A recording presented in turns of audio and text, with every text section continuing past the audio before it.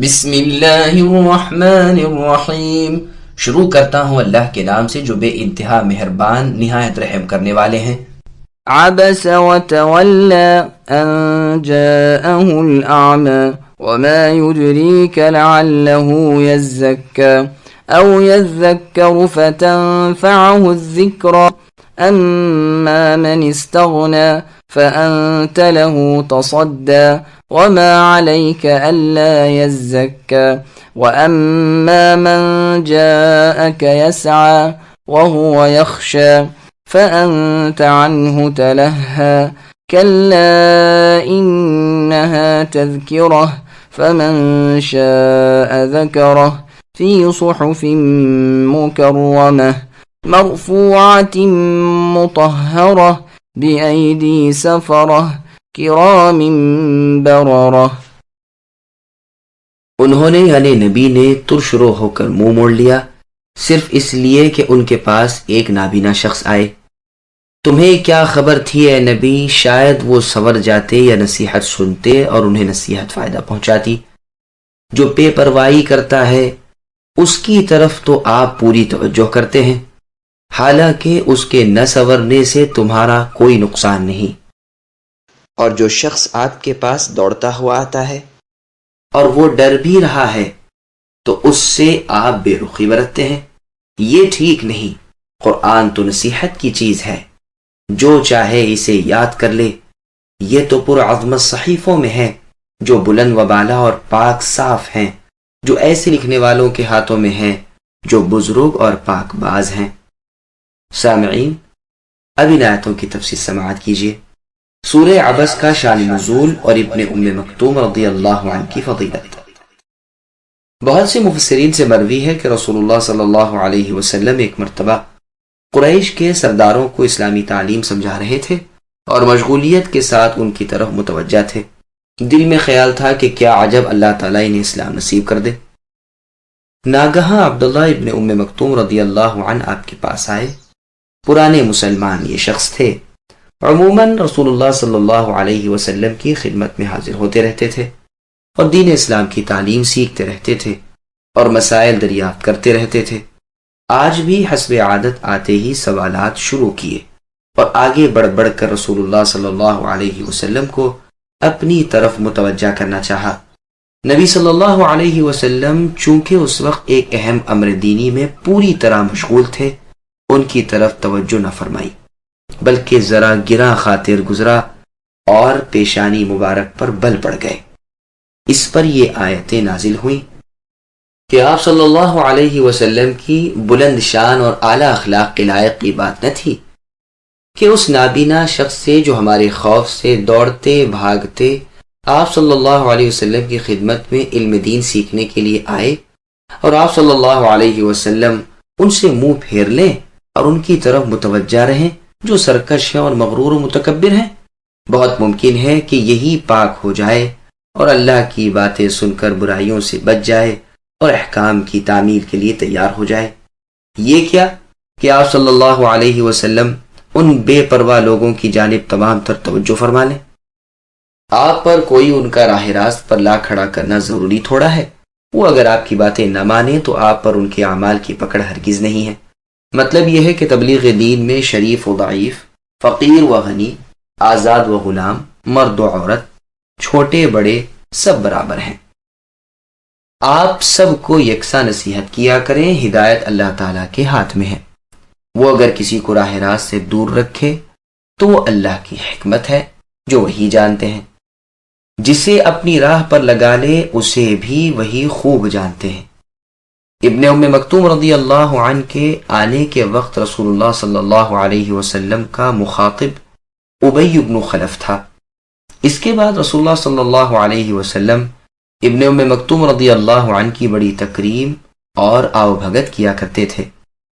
عائشہ رضی اللہ عنہ فرماتی ہیں کہ جب یہ آئے یعنی ابن مکتوم اور کہنے لگے کہ اللہ کے رسول مجھے بھلائی کی باتیں سکھائیے، تو اس وقت رؤسائے قریش یعنی مشرکین مکہ کے سردار نبی صلی اللہ علیہ وسلم کی مجلس میں تھے۔ نبی صلی اللہ علیہ وسلم نے ان کی طرف یعنی ابن ام مکتوم رضی اللہ عنہ کی طرف پوری توجہ نہ فرمائی۔ انہیں سمجھاتے جاتے تھے یعنی مشرکین مکہ کو، اور فرماتے جاتے تھے کہ کہو میری بات ٹھیک ہے، وہ کہتے جاتے تھے کہ ہاں درست ہے۔ ان لوگوں میں عتبہ بن ربیعہ، ابو جہل بن ہشام، عباس بن عبد المطلب جو آپ صلی اللہ علیہ وسلم کے چچا ہیں اور اس وقت مشرک تھے، بعد میں مسلمان ہوئے تھے۔ نبی صلی اللہ علیہ وسلم کی بڑی کوشش تھی اور پوری حرص تھی کہ کسی طرح یہ لوگ دین حق کو قبول کر لیں۔ ادھر یہ آ گئے اور کہنے لگے کہ اللہ کے رسول، قرآن پاک کی کوئی آیت مجھے سنائیے اور اللہ کی باتیں سکھلائیے۔ نبی صلی اللہ علیہ وسلم کو اس وقت ان کی بات ذرا بے موقع لگی اور منہ پھیر لیا اور ادھر ہی متوجہ رہے۔ عبداللہ ابن عمر رضی اللہ عنہما فرماتے ہیں کہ میں نے رسول اللہ صلی اللہ علیہ وسلم سے سنا، آپ فرماتے تھے کہ بلال رات رہتے ہوئے اذان دیا کرتے ہیں تو تم سحری کھاتے پیتے رہو یہاں تک کہ ابن ام مکتوم کی اذان سنو۔ یہ وہ نابینا ہیں جن کے بارے میں عبس وتولی ان جاءہ الاعمی آیتیں اتری تھیں۔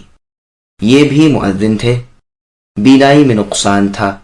جب لوگ صبح صادق دیکھ لیتے اور اطلاع کر دیتے کہ صبح ہو گئی تب یہ اذان کہا کرتے تھے۔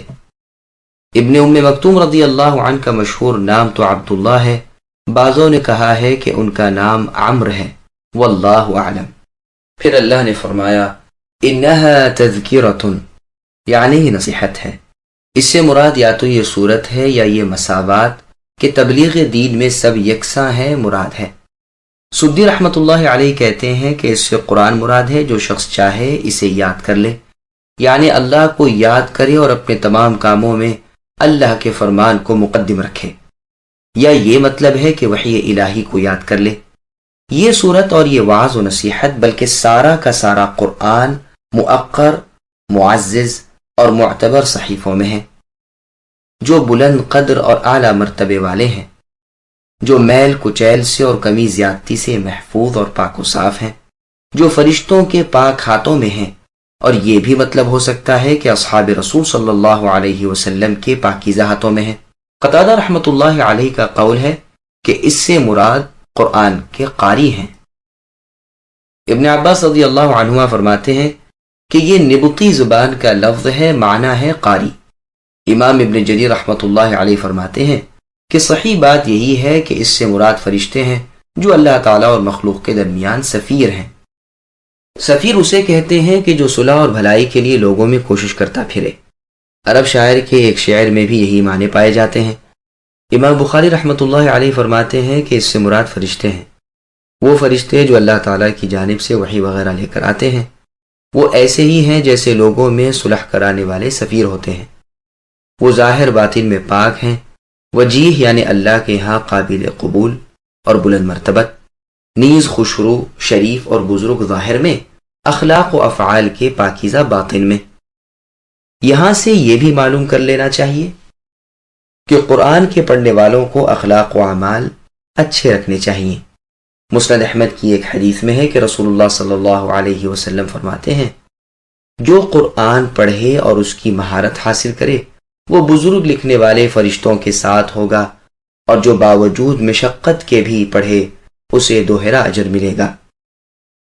قتل الإنسان ما أكفره من أي شيء خلقه من نطفة خلقه فقدره ثم السبيل يسره ثم أماته فأقبره ثم إذا شاء أنشره كلا لما يقض ما أمره فلينظر الإنسان إلى طعامه أنا صببنا الماء صبا ثم شققنا الأرض شقا فأنبتنا فيها حبا وعنبا وقضبا وزيتونا ونخلا وحدائق غلبا وفاكهة وأبا متاعا لكم ولأنعامكم۔ اللہ تعالیٰ کی انسان پر مار پڑے، انسان کیسا ناشکرا ہے۔ اسے اللہ نے کس چیز سے پیدا کیا؟ ایک نطفے سے پیدا کیا ہے، پھر اس کی تقدیر مقرر کی، پھر اس کے لیے راستہ آسان کر دیا، پھر اسے موت دی اور پھر قبر میں دفن کیا، پھر جب چاہیں گے اسے زندہ کر دیں گے۔ ہرگز نہیں، اس نے اب تک اللہ کے حکم کی بجا آوری نہیں کی۔ انسان کو چاہیے کہ اپنے کھانے کی طرف دیکھ لے کہ ہم نے بارش برسائی، پھر زمین کو شق کیا یعنی پھاڑا، پھر اس میں سے اناج اگائے، اور انگور اور ترکاری اور زیتون اور کھجور اور گنجان باغات اور میوہ اور گھاس چارہ بھی اگایا، تمہارے استعمال و فائدے کے لیے اور تمہارے چوپایوں کے فائدے و استعمال کے لیے۔ سامعین، اب آیتوں کی تفسیر سماعت کیجیے۔ مرنے کے بعد اٹھنے کے عقلی دلائل۔ جو لوگ مرنے کے بعد جی اٹھنے کے انکاری تھے، ان کی یہاں مذمت بیان ہو رہی ہے۔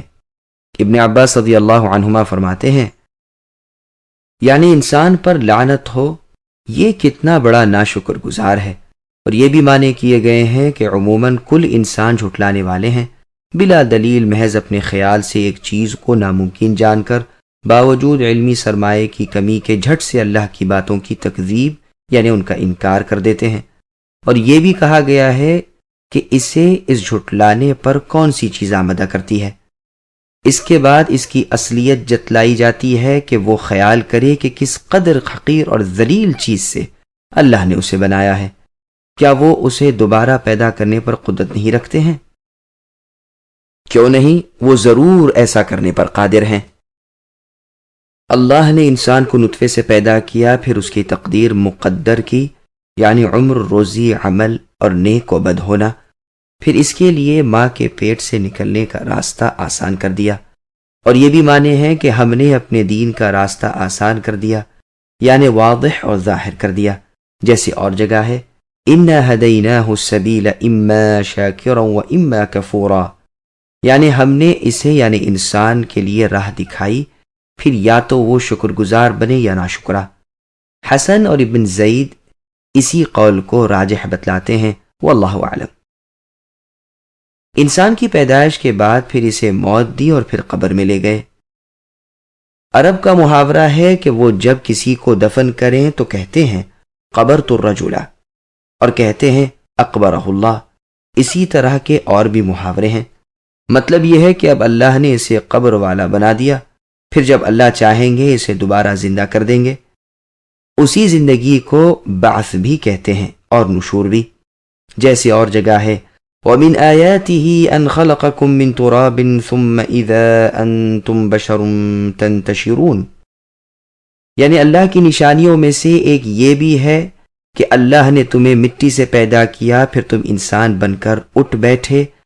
اور جگہ ہے كَيْفَ نُنْشِزُهَا إِلَى آخِرِ الْآيَةِ، یعنی ہڈیوں کو دیکھو کہ ہم کس طرح انہیں اٹھاتے بٹھاتے ہیں، پھر کس طرح انہیں گوشت چڑھاتے ہیں۔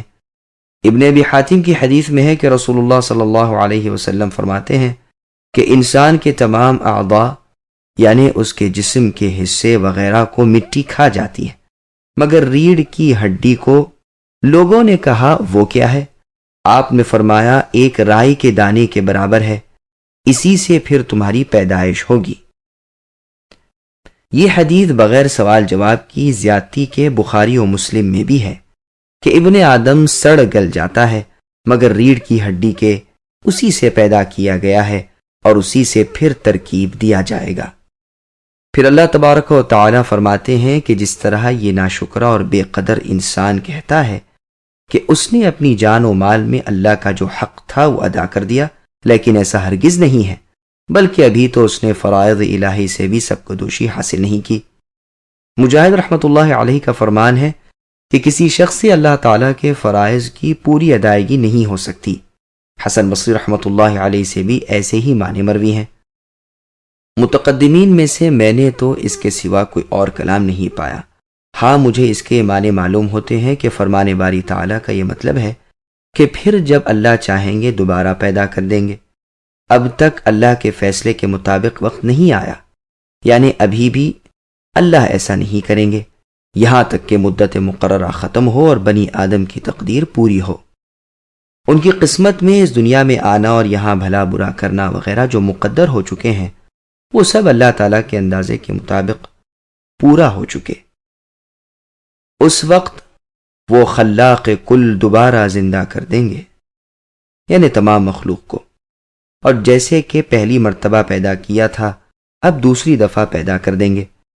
ابن ابی حاتم میں وہب بن منبہ رحمۃ اللہ علیہ سے مروی ہے کہ عزیر علیہ السلام نے فرمایا میرے پاس ایک فرشتہ آیا اور اس نے مجھ سے کہا کہ قبریں زمین کا پیٹ ہیں اور زمین مخلوق کی ماں ہے، جبکہ کل مخلوق پیدا ہو چکے گی، پھر قبروں میں پہنچ جائے گی اور قبریں سب بھر جائیں گی۔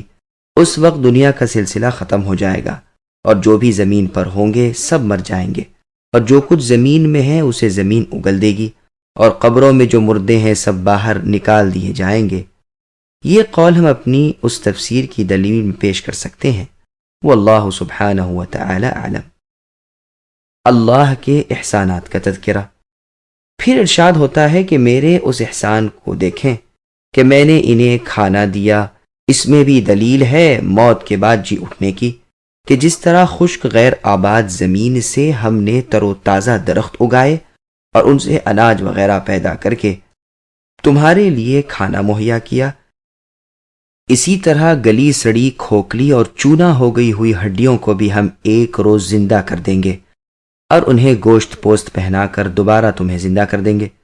تم دیکھ لو کہ ہم نے آسمان سے برابر پانی برسایا، پھر اسے ہم نے زمین میں پہنچا کر ٹھہرا دیا، وہ بیج میں پہنچا اور زمین میں پڑے ہوئے دانوں میں سرایت کی، جس سے وہ دانے اگے، درخت پھوٹا، اونچا ہوا اور کھیتیاں لہلہانے لگیں، کہیں اناج پیدا ہوا، کہیں انگور اور کہیں ترکاریاں۔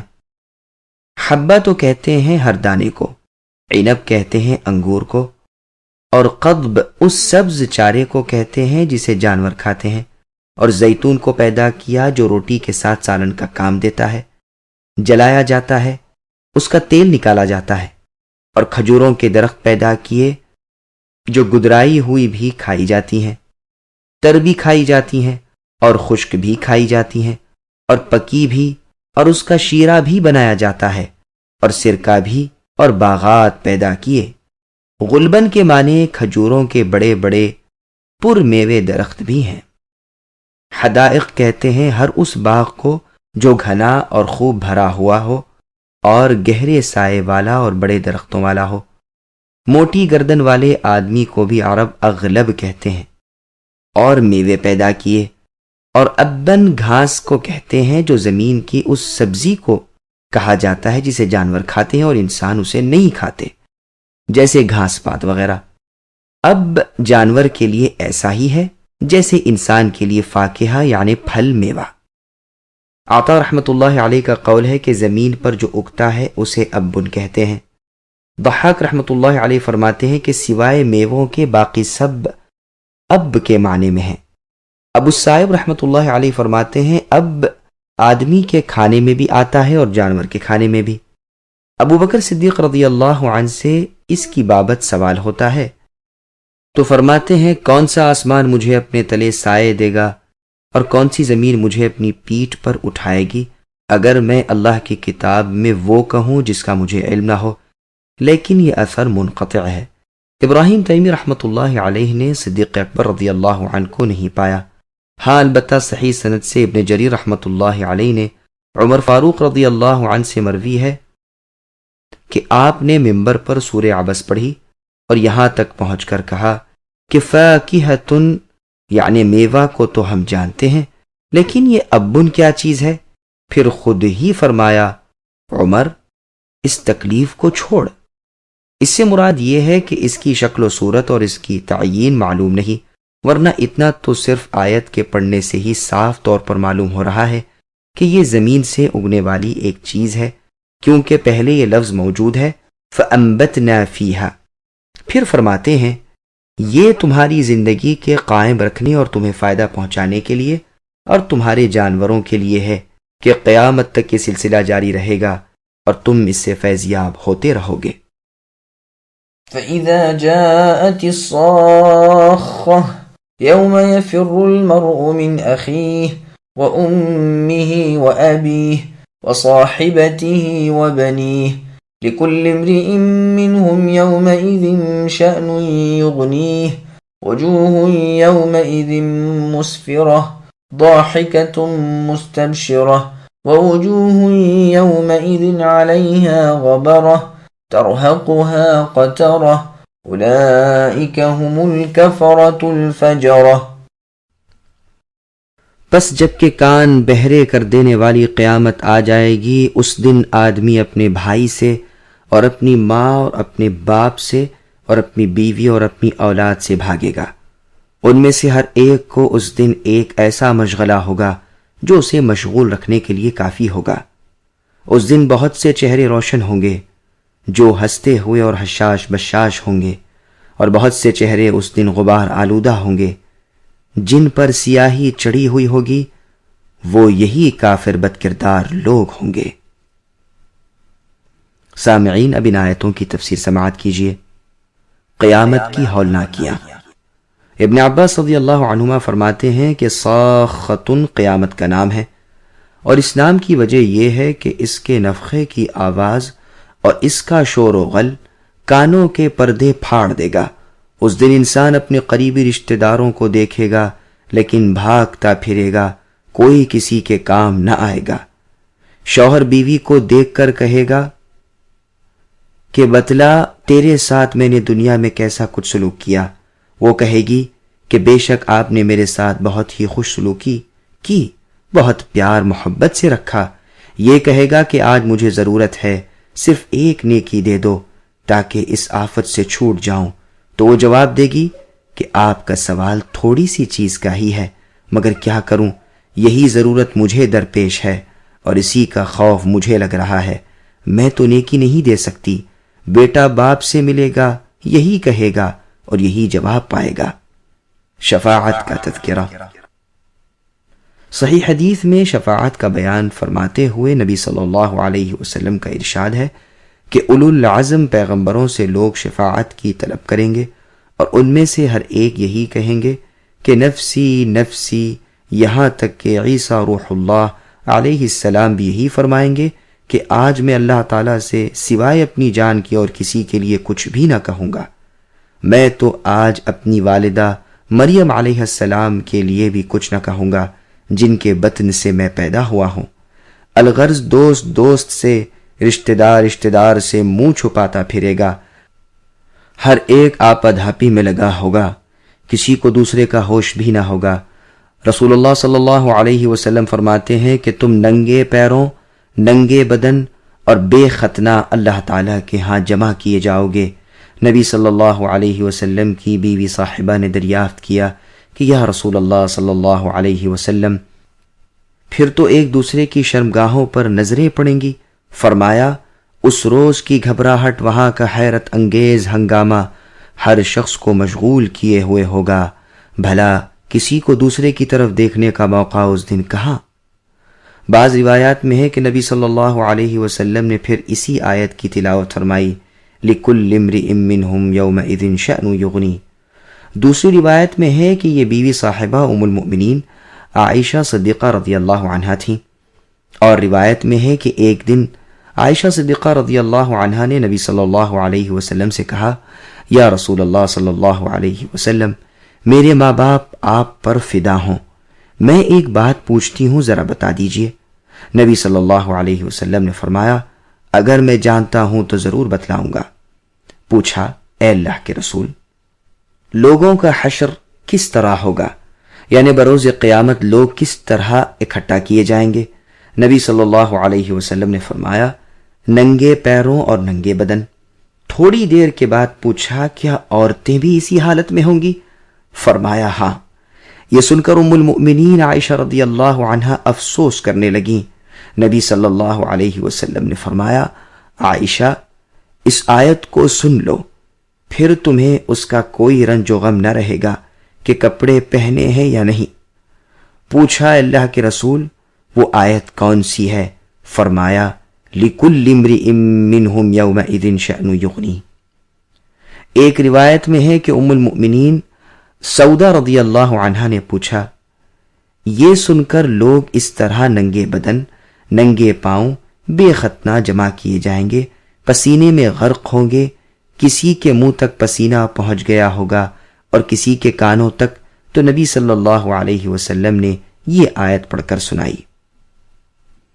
پھر ارشاد ہوتا ہے کہ وہاں لوگوں کے دو گروہ ہوں گے، بعض تو وہ ہوں گے جن کے چہرے خوشی سے چمک رہے ہوں گے، دل خوشی سے مطمئن ہوں گے، منہ خوبصورت اور نورانی ہوں گے، یہ تو جنتی جماعت ہے۔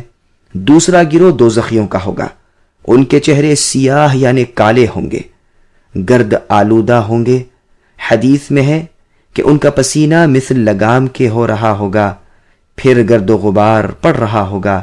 یہ وہ ہیں جن کے دلوں میں کفر تھا اور اعمال میں بدکاری تھی، جیسے اور جگہ ہے وَلَا يَلِدُوا إِلَّا فَاجِرًا كَفَّارًا، یعنی ان کفار کی اولاد بھی بدکار کافر ہی ہوگی۔ سامعین، الحمدللہ سورہ عبس کی تفسیر مکمل ہوئی۔